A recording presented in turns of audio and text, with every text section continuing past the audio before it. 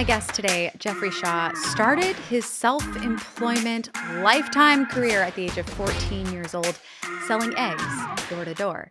He then created a highly successful portrait photography business and has images that hang in the halls of Harvard, have been featured on Oprah, you name it. His photographs have been everywhere and made a tremendous impact. In more recent years, he's an author, a podcast host, a TEDx speaker, and a coach, empowering self-employed individuals to truly build profitable businesses and pursue their dreams. In this conversation, we are talking all about the monster that keeps many of us from going after what we want, self-doubt. And when I tell you this conversation really left me feeling like a student because I myself struggle with this, and I felt very comforted to learn that so many others do too, you're going to want to pop those headphones in, dig into this episode, and allow it to be the soundtrack that gets you out of the spiral of self-doubt and into moving forward in your life and your business. The Independent Business Podcast is brought to you by HoneyBook, the all-in-one platform for anyone with clients. Book clients, manage projects, and get paid faster, all with HoneyBook. You can use the code PODCAST to get 20% off your brand new account and let business flow your way. Let's get into the episode. Jeffery, thank you so much for joining me on the show. I am so excited to talk to you anytime, especially today. I had the opportunity to be a guest on your podcast very recently. And after we hopped off that conversation, that interview, we deep dived into a subject that we're going to be talking about today on the Independent Business Podcast, which is self-doubt. Mm-hmm. And I am so excited to dive into this because as someone that has run businesses myself, it doesn't matter, how many years I do this. I feel like I'm the student here. I'm really, truly, I know I'm the host today, but I'm the student here. Self-doubt always creeps in. And I want to just dive right into it. Why? Why is self-doubt something that independent business owners, that, self-employed individuals struggle with? Mm-hmm. Why are we dealing with this? Well, I love the fact that you're reminding me how we got into the conversation in the first place, which actually is a metaphor for the problem, right? Because it's sort of like the after cocktails conversation. Like you and I had a great conversation because that's what we business owners do. Right. We're always doing business. We're always talking about the big ideas. We're always talking about what we're moving forward. And then secretly behind the scenes, we're dealing with self-doubt. We're dealing with other things that hold us back. And it was literally represented in our conversation. We had a dynamic business conversation, and then we had the real conversation about what it's like to be in the trenches as a business owner. So, here's the key to my idea. And this, by the way, is the subject of my third book. Won't be out till spring 2025. So I love that we're having this conversation like while I'm writing it and doing the research. But this book is being written specifically for high achievers. And that is an important thing to understand because there's this weird thing that happens when you are someone who is a high achiever. You're independent business owners. People are trying to do the big things. There is an absolute correlation to how big and bold you're living life and how much dust you're stirring up and how much you're going to deal with some of the internal challenges. If you are a person who's inclined to punch the clock or lay on your couch, nothing wrong with it, but you're not as inclined to hit some of these issues that we face. And that's what intrigued me, whether it's imposter syndrome and self-doubt and self-criticism, all these things.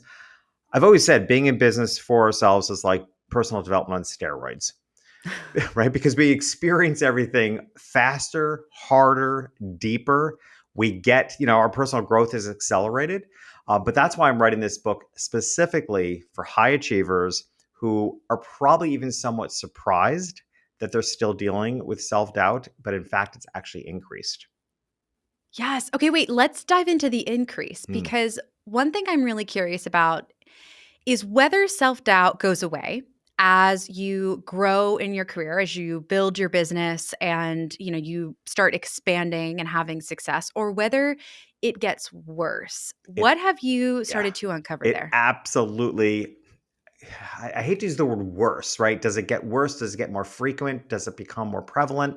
I don't know what word we want to use there to kind of smooth it over, but it absolutely is a bigger obstacle.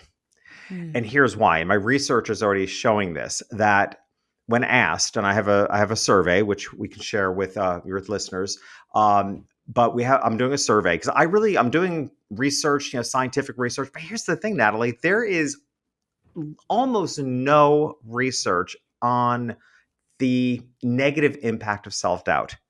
Mm, There's a lot of research on the quote unquote positive impacts of self-doubt.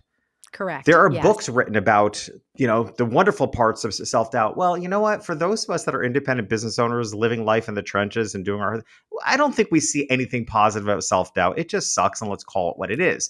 So I used to get irritated by people saying, well, here's the positive side of self-doubt. I'm like, yeah, no, that's not helping me. Right? It's sort of like being I always say it's kind of like being single, and people say you're a great person. Your person just hasn't come along yet. I'm like, yeah, no kidding. But that's not helping me now. So I think it shows up more frequently because I said we're out there doing more. The reason my research is showing, and this is why the biggest amount of research is coming from the survey that I'm circulating, because I wanted the research from in the trenches, the Right. real, not the scientific brain, type of research. I wanted real people research. When asked, one of the questions on the survey is when do you experience self-doubt more? Is it when you're doing something for the first time, or is it when you've done something before but the bar has been raised? Oh. And by and large, the response is when I've done something before, but now the bar has been raised. This is why high achievers this can often start facing more self-doubt, because once you've achieved any level of success, you may doubt whether you can achieve it again. You may doubt Mm, whether you can sustain your reputation. Right? All these things start coming in once you've raised the bar, your own expect. And that's the other part of the survey is asked uh, where those expectations coming from. Are they coming from other people or yourself? Like which expectations have more impact? And by and large, people are saying the expectations I hold for myself within. Okay. So this is what's going on, right? So you have people who are achieving things, and as they're achieving things, they wonder if they can sustain it. mm. Can they exceed it? So every time they do something now, self-doubt is introduced. And that's why it's perpetuating. I mean, I think there's really something to the old phrase, it's lonely at the top. Mm. There's so much that goes on because as you've achieved, you also feel like, and this is one of the other questions on the survey, does your reputation Right. cause you to feel more expectations, right? And that's when you start experiencing it on your own, because if you are feeling self-doubt in protection of your reputation, you're not likely to share that with other people that you're feeling this way. Success isn't the cure to self doubt. No. It just shifts the way in which you're coming across it Right. in your daily life, Yeah. is really what it sounds like. And I have to imagine, and I'm curious if you've experienced this firsthand in the work that you do, but i- it's, as we think about once you have that success, once you start to achieve, once you experience growth in your business, in your career, you become exposed to just how many other people are out there doing great things with the just sheer amount of content that we consume on any given day. Observing and kind of absorbing the successes of others as well, right? Hmm. Like it's not even our own ability to achieve. It's the fact that as an independent business owner, you're just exposed to all of the other highlight reels happening all around you. I have to imagine that makes this entire experience all the more difficult, Yeah. right? Like it's one thing to be experiencing self-doubt because you're just aware of, wow, well, I've had this success. Am I ever going to have it again? Or, oh, I've built this reputation. If anything goes wrong, it's going to damage it. And, right? Like it's like a giant and. Yeah. I see this person and this person and this person, and they are all achieving as well. They're Yeah. all having this success as well. Have you felt that pressure? Do you 100%. think And you know that? what? There's Yeah. actually science behind that. So it's called brain priming. And I love brain priming as a tool because it can work for you, it can work against you. And the way I help my clients and my students use it for them is that the idea of brain priming is that you are more likely to recognize what you already know. Okay, so if you frame your brain, and you can look at this most broadly, like to me, it's the root of manifestation, right? We can we can talk about manifestation as woo woo as we want. The fact of the matter is, the reason it works is because if you decide and hold in your brain the result you want, you're far more likely to recognize it, right? That's brain priming. Now, as a marketer in business, we can use that in the way that we market ourselves. That's the whole goal behind marketing, is to prime the brains of our potential customers to recognize us. But that same science is what's going on in what you're describing. Like, and I'm sure with your clients, you've had a similar idea where it's almost predictable. My clients, when I'm working with them, they have an idea, they have an area of expertise, they have a brand message that they've crafted and they think is so unique, and within 2 weeks they'll contact me and say, oh, so and so is doing the exact same thing, and as if they can't step into that space. And I'm Right. like, this is brain priming at its word. Now that you've introduced it to your brain, you're going to start seeing that same topic everywhere. It's actually always been there. There's still room in that area of expertise for you as well. You're just seeing more of it. And this is what happens with that comparison trap, right? When you achieve success, you start hanging around with people that are likely also successful. You start noticing other people's success more, and it starts messing with your brain. And next thing you know, you're falling into a comparison trap at a more frequent rate, which is increasing the self doubt. I mean, it's a cycle. So how do we break it? What do we do? Because this is something I struggle with, and I've talked about it pretty openly, but comparison just feels like this, monster Yeah. that just continues to pop up when you least expect it, when you're having an off day, when you're feeling insecure, when, something doesn't go your way. There it is. It's like hiding in the shadows, ready to jump out. And I'd love to know, like, what can we do to start to break that cycle? Yeah. What have you found to be helpful in either, kind of combating the comparison? We've talked about brain priming, you're speaking my language, or even just starting to address the self doubt that maybe we're feeling day to day. Yeah. So, gosh, I'll try to answer that in two different ways. One is kind of more broadly about why I'm writing the book in the first place. So, and I work with it. My editor is just so fantastic. We work for months on an outline of a book before I even start, and she's forces me always to create a reader's promise. Like, what's the promise for the reader that you're going to hold throughout the entire writing of the book, and you're going to hold to be true when the person finishes it? And my reader promise is that by having this conversation, self doubt can lose its power. I'm Mm, not going to promise that we're going to make self doubt go away, because you know what? It's never going to right. go away. It's I not going to do go believe away. we can manage it. But Yes. what happens is when something gets light shed on it, it loses its power in a lot of ways. Brene Brown did this beautifully with vulnerability, right? Um, she created the conversation on a big scale about vulnerability, to the point where not only did it lose its negative power, she accomplished what she set out to do, which was to have people see vulnerability as their strength. So what I'm trying to accomplish with this book, by having this conversation, by starting the conversation around self-doubt that for so many people have been having behind the scenes, it's kind of going on in their own internal world. I want to start the conversation. I want people to be having a conversation. I want independent business owners to be talking to each other about the self-doubt that they're encountering. And by having the conversation, it's going to lose its power, which is going to enable you to manage it better. It's not going to go away. Now, the number one way that I'm finding to manage it, which answers your more specific question, comparison trap or any other time, what I'm finding in my research, and I will say is true in my own personal experience, is remind yourself of who you are. Mm, I mean, it is amazing if you actually pay attention to when you're experiencing self-doubt. It's as if you have a major case of amnesia and you forget everything you've ever accomplished before. You forget about all the levels of confidence you've ever had.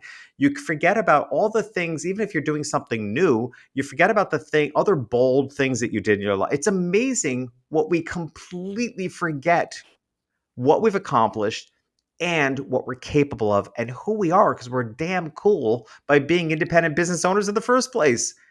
And somehow all that, and in moments of self-doubt, where people seem to detach from who they are.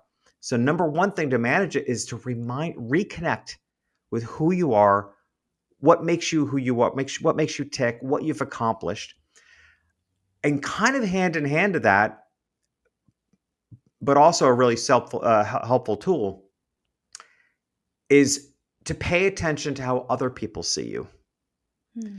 And what's really interesting about this, Natalie, is this is the topic of my TEDx talk in 2018, long before I had an idea. It's just, I had this idea when I was crafting my TEDx talk about something I wanted to talk about, unrelated to my professional work, unrelated to my books. And it was this idea that I had come to observe, honestly, by watching award shows, particularly the Tony Awards. Like, I really started noticing that when people were receiving accolades and awards, they would often thank other people for seeing more in them than they saw in themselves. And particularly the Tony Awards, because the Broadway theater community is so tight that they would often thank their peers. They're not a very, the Broadway community is not a real competitive community. They're very supportive of one another. So they would thank each other. And I started realizing, isn't it interesting that so often other people see more in us than we see in ourselves? What's so incredible about that is there's actually a story in my book, Gutsy, where I talk about, the months after my daughter Harlow was born, and I was in, and I'm going to be really honest with you, the depths of probably one of the deepest depressions I've experienced. Mm, Postpartum was really rough the second time around for me. And I actually write a story in the book about a particular day where I was really struggling, and my husband came up to me, and I will never forget, he like lovingly kind of wrapped his arms around me and he said, "Remember who the hell you are." mm, right? And it just like kind of like I was like, "What?" And he, didn't stop there, but he was like, "Remember who you are. Like remember what you've overcome. Remember what you are capable of." Like just having that moment, and as you were talking, I kept going back to that point where I needed both. I needed somebody in my life who saw me for who I truly am in a moment where Yeah, I couldn't see it myself. Somebody in yeah, my life who loved me and who was willing to fight for me even when I couldn't fight for myself. yeah, And also somebody that was willing to say to me, like, remember who you are.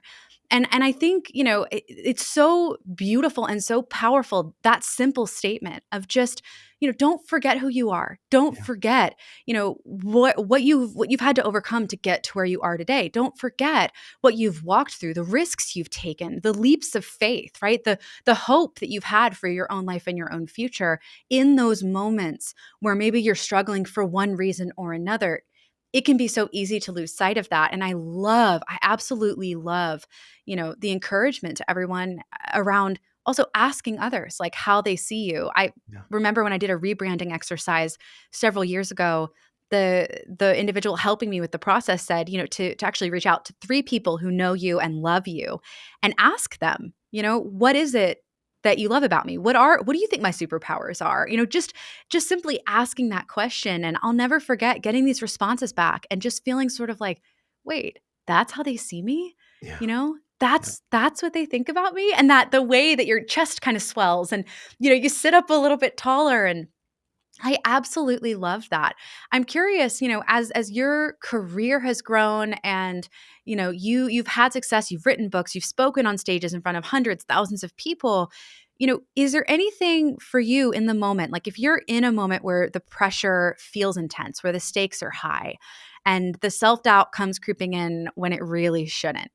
Have you found any techniques like in the moment to kind of center yourself or mm, get back to that healthy baseline? Is it affirmations? Is it a mantra? Is it meditation? Is it calling a friend, phoning them in? Like, yeah. helpline, 1-800, I need encouragement. Yeah. What has worked well for you? Is there anything kind of tactical for those of us who may experience that self-doubt creep in a moment where it's really crucial for us to Yeah. continue with forward Well, I progress? think I'm a big proponent of, particularly for independent business owners, I'm a real big proponent for having a baseline of consistency in your life through some sort of daily habits, right? Yes.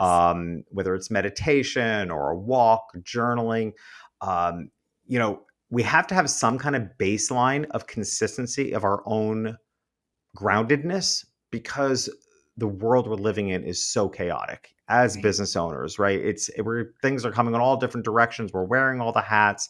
Economies change, and now we know pandemics can come along. I'm like, it's a crazy, crazy world that we have chosen to live in, and we want to thrive in. So step number one is over the long term is to have a baseline of consistency in your mindsets so that you have something to, oh, you have a way of grounding yourself.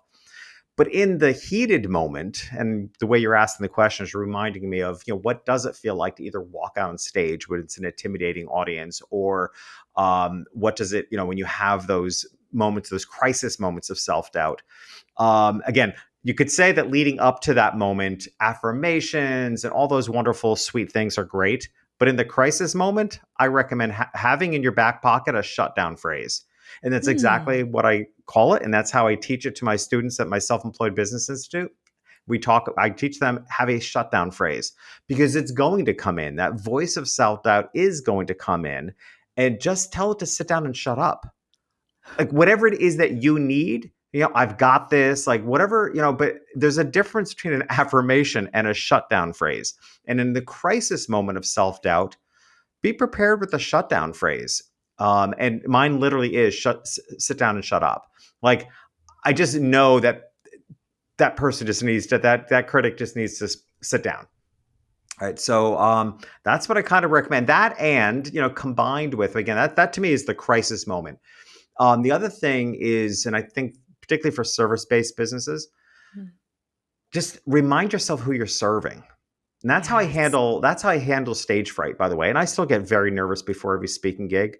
The way I calm down the self-doubt and the nervousness is to just know I am there in service of the people who showed up. And I just tell them, and I literally go through this thing in my head, no matter what happens, if I fall off the stage, if I find out afterwards that my hair was all messed up, whatever it is, keep going, because I'm in service to the audience. And that, when you are a service-based business owner, when you're driven by your purpose and really wanting to make an impact, again, reminding yourself of that is what can get you back on track and actually feel like, I don't care what happens to me. This is not about me, even though I'm the one on stage, spotlight's on me. This isn't about me. It's about the people I'm here in service for. And then, I mean, literally, I've had everything that can go wrong on a stage. I have fallen off stages. I have had mics go out. I have had slides go out. But with the mindset, like, just keep going, no matter what happens, you're in service, you just let those things roll and you keep going. So I think whether it's entering to the stage of speaking or the stage of the world because you are a business owner, just really reminding yourself, reconnecting yourself back to who you're in service of will help kind of squelch those moments of self-doubt as well. It's like you're just taking the spotlight off yourself. I love that visual. 100%. It's taking that spotlight from you to who you're serving. And by doing that, it becomes less about me and more about we and the Yeah. impact you can make on others. 100% spot on. It's so spot on. And I feel like that's so applicable in any capacity as an independent, whether you're sitting down with a client for a call and you're feeling Mhm. really anxious, or you're getting ready to post a piece of content and you're nervous about how people are going to react to it. Again, getting back to the root of who are you serving and how are you showing up to make that impact, that is so powerful. I also want to know, when it comes to self-doubt, what I've uncovered, and I feel like I'm so curious if this has come up as well for you, but in working with small business owners and independents, I hear all the time that, the folks they maybe expect to be the first to support them, the first to, cheer for them, root for them when they do something like leave a job and start a business or pick up a side hustle or, scale and launch something new. A lot of the time, those people they would have expected to be the loudest in their corner are either the first to project their own self doubts and fears onto them, Mhm. right? Or they stay particularly quiet. Um, I'm really curious if you have any words of encouragement for the independent who is maybe looking for that support, looking to their partner or their best friend to be there to root for them when their self doubt creeps in, but perhaps some of those folks are not doing that, or Yeah. maybe they're not really sure how to support. Do you have any advice there? Mm. It pains me to even hear that. I mean, it's such a Yeah. painful experience when the people that you think are going to be your advocates turn out to be not showing up that way. So I think the way I would handle that, interestingly enough, I love that you're asking me this because I've never really thought about it. And thankfully, that wasn't so much my experience, or actually, it probably was to some degree. But I'm somebody who just like plows through things. So I don't tend to, you know, pay a lot of attention to what other people might be thinking. But what my suggestion would be similar to, I actually refer to this as a decision making process, and I think it applies here as well because, as a business coach, people reaching out to work with me, I'm often helping them how to make a decision, whether to Mm, move forward with me or with somebody else, or how they want to transform their life. And because I sort of study the breakdown of the science of how to make a decision, and it's I think it would be a very helpful way to also manage when people don't seem to be in agreement with a decision you've made. And it's what I refer to as just understanding there are, when you're making a big decision or moving forward with the decision and seeing confrontation, there are three voices that are speaking to you: the voice of intuition, the voice of fear, and the voice of reason. And they each have an important role, but they operate in different ways, right? So the voice of intuition is by far the quietest and really the only one to be trusted, right? Your voice of intuition is you tapping into you again, right? Your voice of intuition is reconnecting to yourself. That is likely to be your greatest advocate against self-doubt, because you have a gut instinct and an intuition that you're doing the right thing. The voice of reason plays an important role, but is completely manipulated. Like, the voice of reason is the voice that tells you you shouldn't make that purchase. And right. then you talk it out of that because your emotions are driven so much that you want that thing and you buy it anyway, right? So All the right. You voice sound like of my partner right now. You sound like my husband. the voice of reason is very easily manipulated. So not very trustworthy. And of course, the voice of fear is the loudest. Yeah. But the problem is the voice of fear, all its information comes from past information. So those people that you expect to be your advocates, they're speaking from their voice of fear on your behalf, Ah, on yes. behalf of care for you and love for you. Yes. So they're expressing it's their voice of fear that's speaking the loudest. And that I think it's really coming from love and support and concern, and probably their own elevated voice of fear, because they wouldn't have the bravery to do what you're about to do. Right. So I think if you just recognize that, again, the more you can shed light on something, the more it loses its power. And if you can, if anyone experiences that has that experience, just shine the light on to say, this is what's going on. This person is speaking from their voice of fear. Mm. Thank you for that. And then trust your own intuition as to where you want to go with that. Wow. I love that. One place where self doubt creeps in a lot is around pricing. Mm, Pricing yourself, raising your prices, charging for doing I mean, it is, I can't tell you how many times I see and hear conversations around pricing and around insecurities around pricing and the self doubt of, am I really worth yeah, that's the this key. amount? Hmm. How, right? Where do we begin to address that? Is there anything you've seen really help, whether it's your clients that you're working with or in your own journey around, navigating the insecurities that creep up when it comes to pricing ourselves for the incredible work that we do? Yeah. Oh my gosh. Being a business owner is full of so many ironies and paradoxes, and it's amazing. This is one of them, right? So there's an absolute correlation I'm finding between self doubt and self worth. Mm, So, how we determine our worth is to proportionate to how much we allow doubt to creep in about what we should price. I'll give you an example of my own life. So my original career, as I refer to it today, was as a portrait photographer for very affluent families. Started when I was 20 years old. I actually just in Miami doing a shoot. I'll do like 3 shoots this year for people I just can't say no to yet. But for the past 16 years, I've been doing a lot less because that's when I introduced coaching and writing books, etc. As a photographer, even in my 20s, serving a clientele that was very affluent, I didn't come from money, so this was brand new to me. I had no problem charging an, an exorbitant amount of money for what I was creating compared to other photographers. I just saw what I was creating as a photographer of having a huge value because they were going to be portraits that preserved moments in life and were handed down for generations, which is why I had to work with an affluent clientele, because affluent people have the means to not just pay for a luxury item, but to pay for things that, for the future. Where if you're financially strapped, you're paying for what is in that moment.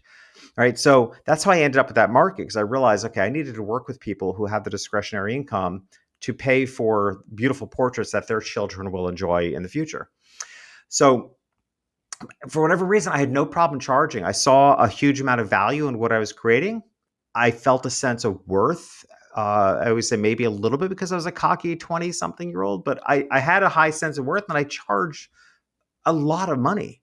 Mm. I have found it for myself so much more challenging to do that as a coach, so much more challenging to do it in the areas of my life now.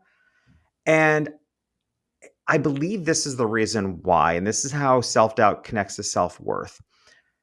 I actually call it the soul's gatekeepers. Like I've had to give it a name because the more you step into being closer to your most purposeful work, Mm. whether it is something you got clear on in your 20s or like many of us, you had various iterations to your career. Maybe you were in corporate for 30 years and at 55 years old, you're becoming a business owner. You're stepping into something that is far more purpose driven, far more driven by wanting to make a difference in the world. And when you step into that arena, suddenly soul's gatekeepers show up, and the soul's gatekeepers are the voice of self-doubt and the imposter syndrome. The things show up that just challenge you as to, it's almost as if we're not supposed to figure out our soul, right? Because the closer you get to it, the more defensive it gets. Mm. So I think there's a direct correlation to doing your most significant work in the world and being and having it challenge your worth and introducing self-doubt. So all you can do with that is see that cycle and that anxiety as a sign that you're doing something really impactful. Right? It's sort of like I said on a podcast interview a while back how overwhelm is often a sign that you're ready for your next level of success. Mm. And I've come to that conclusion because at any point of a high achiever's life, you and all your listeners, if you actually look back at whatever point you're at now, when you feel overwhelmed, if you look back and again, reconnect to your past, if you look back, it's very likely that a moment that overwhelmed you a few years ago, today is a blip on the radar for you, which means a few years from now, what's overwhelming you now is going to be a blip on the radar then, which is why moments of being overwhelmed are actually an indicator that you're ready for a greater capacity. And you'll rise to that capacity and you'll look back at this moment of being overwhelmed and think, that's nothing compared to what's going on now. And so overwhelm is actually, I think, a sign of these constant iterations that we are able to handle more, and which is why we step into more. And I think it's sort of the same thing when it comes to attaching worth to your self-doubt, right? When it shows up, it's a sign that you're doing your most purposeful work and that you should be charging the highest amount for it. Wow. Wow. I mean, when you throw a mic drop out there like that, I it's so spot on. And I do. I think there's something to be said for as you get closer to that purposeful work, Mm-hmm. the self-doubt, yes, it creeps in even more. The concerns you have around how to price it feel even more personal and painful. And should somebody, for example, an external voice say, "Oh, it's not worth that," it feels like you're being stabbed, right? Like in the Mm-hmm. soul. Those sorts of things. Wow. Wow, wow, wow, wow, And you wow. know what gets wrapped up a lot in this is imposter syndrome, right? Yes, It's been amazing to me as quickly as I mentioned, I'm writing a book about self-doubt. People say something about imposter syndrome. And always. the crazy, and I get the connection, but you know what, Natalie, for me, those two things are worlds apart. And I Totally. understand why people collapse, but here's why and this is why I'm tackling self-doubt and not imposter syndrome. Imposter syndrome is painful. I get it. But I don't think it's nearly as painful or as challenging as self-doubt, because with imposter syndrome, we're often worrying about other people finding out that we might not be who they think we are. Mm. But with self-doubt, we're worried about finding out that we're not who we think we are. And that hurts. That's why I'm addressing the topic of self-doubt. I get the comparison imposter syndrome. I just think imposter syndrome has become this term that everybody's throwing into the big bucket of imposter syndrome. Mm, And it's almost like it's become a fashionable badge to wear, where I'm looking at what is really holding high achievers back. And I'm looking at this issue of self-doubt. I'm looking at what are the consequences of it. We address this on the survey. Like, what does it do? In the most, the thing is, this is why I'm writing this book for high achievers. High achievers are going to move forward anyway. But the problem is the self-doubt has two negative consequences. One, it's the cause for the pause. It slows mm, people down.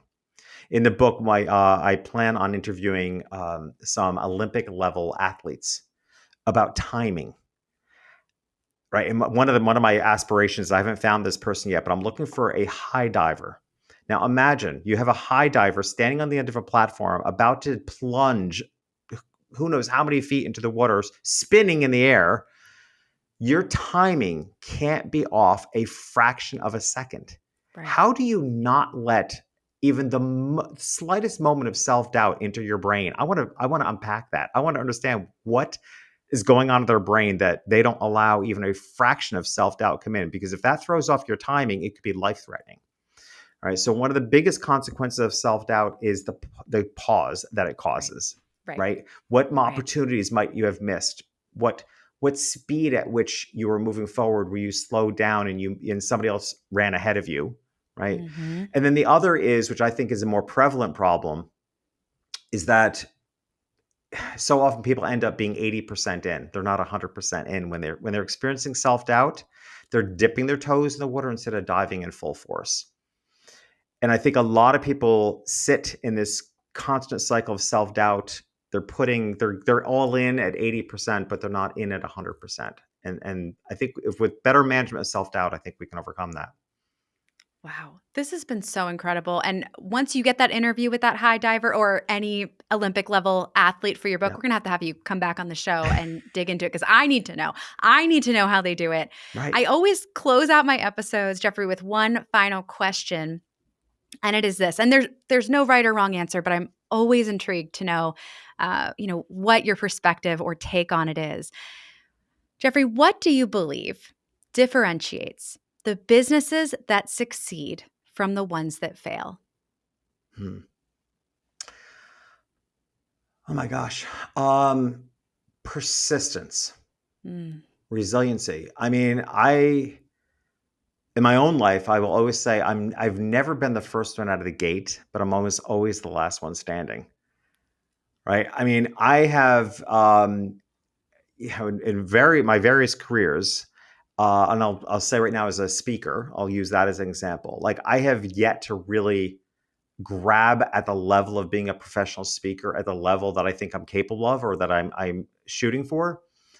Um, and I'm going through like my next iteration of platform and how I'm building that, which I think is going to be the breakthrough. And I will reflect back and say, boy, I saw the years of not quite getting it, but in the end, I'm mm. going to be one of the last ones standing. Like I'll get the recognition, and so the only way you achieve that is persistence and resiliency. Just keep going. Be the last one standing. Will serve many business owners very well. Be the last one standing. Jeffrey, I have no doubt that our listeners are going to want to learn more about you, take the survey you've mentioned, check out the books you have published, and get excited for your next one. Where can our listeners do that? Yeah. I would love for your listeners to take the survey because this gives them an opportunity. And there's going to be a handful of people, of survey takers that I'll do further interviews with. So you could end up in the book. But again, Cool. I want the research from in the trenches, and your people are so in the trenches and I love them. And I really would love them to take the survey. Just go to selfdoubtsurvey.com. So selfdoubtsurvey.com. It can take a few minutes, or people have said it's very therapeutic because it asks a lot of probing questions. You don't have to answer them all. Answer what you choose to, because some of them will require some thought. But it's a good way to actually get the conversation going within yourself about self doubt. So selfdoubtsurvey.com, and then my website is jeffreyshaw.com, and they can find the books and everything else there. Amazing. And we will link all of that in the show notes. Jeffrey, thank you so much for coming on the podcast. Thank you so much for having me. That ends our episode of the Independent Business Podcast. Everything that we've discussed today can be found at podcast.honeybook.com. Head to our website for access to show notes, relevant links, and all of the resources that you need to level up. And if you've enjoyed today's episode, be sure to subscribe to the podcast so that you never miss our future content. Drop us a review and leave our guests some love on social. Thanks again for listening.